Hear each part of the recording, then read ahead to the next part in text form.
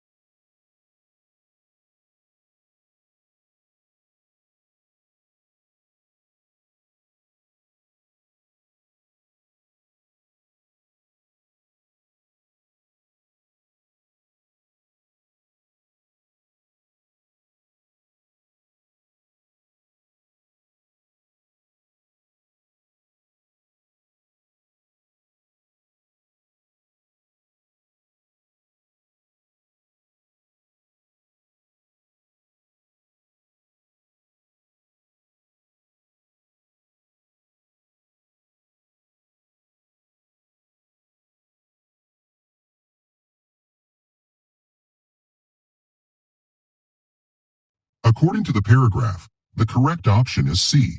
Allied health professionals can better serve rural or remote communities. The paragraph does mention that changes in scope of practice allow healthcare professionals to meet the needs of communities in which they work more effectively. However, it specifically focuses on rural or remote areas, not all communities in general. The option A is too broad as it doesn't specify the target communities. B. While the paragraph does mention that allied health professionals in rural or remote areas have a broader scope of practice, it does not make a direct comparison between their services and those provided in metropolitan areas. The option B is making a comparison that is not supported by the paragraph. C. The paragraph clearly states that allied health professionals who work in rural or remote areas have a broader scope of practice, and they may undertake activities outside the scope generally accepted for their profession. This allows them to better meet the needs of the communities in which they work. Therefore, option C is directly supported by the information in the paragraph. D. The paragraph does not discuss healthcare professionals' judgment being less restricted by their scope of practice. It focuses on the broader scope of practice for allied health professionals in rural or remote areas. Option D introduces new information not mentioned in the paragraph. In summary, the correct option is C because the paragraph specifically talks about how changes to the scope of practice for allied health professionals can help them better serve rural or remote communities.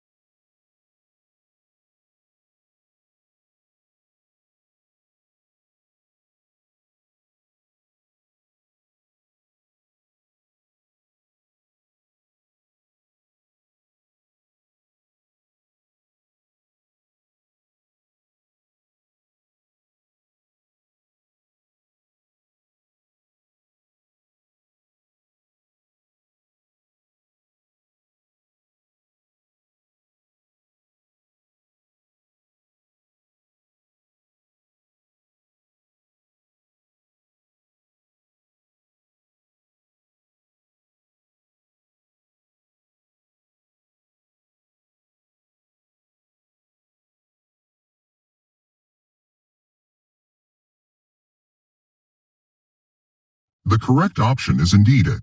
Some states and provinces were better equipped to prevent the spread of H1N1 influenza in 2009 than others. Explanation for each option. The paragraph mentions that during the 2009 H1N1 influenza pandemic, some states expanded the scope of practice for healthcare professions to increase the number of clinicians eligible to provide vaccinations. It also states that other states did not employ this measure because the capacity of clinicians to vaccinate the public in those areas was already sufficient. The information in the paragraph implies that some states were better prepared or equipped to handle the situation without the need for expanding the scope of practice. Option A accurately captures this idea.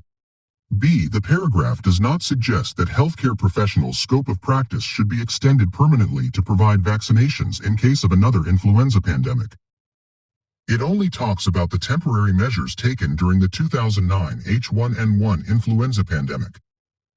Option B goes beyond what the paragraph provides and introduces a suggestion not mentioned in the paragraph. C. The paragraph doesn't discuss whether the expansion of the scope of practice was a knee-jerk reaction or not. It only mentions that some states expanded the scope of practice to increase vaccination capabilities during the pandemic. Option C adds an interpretation not supported by the paragraph.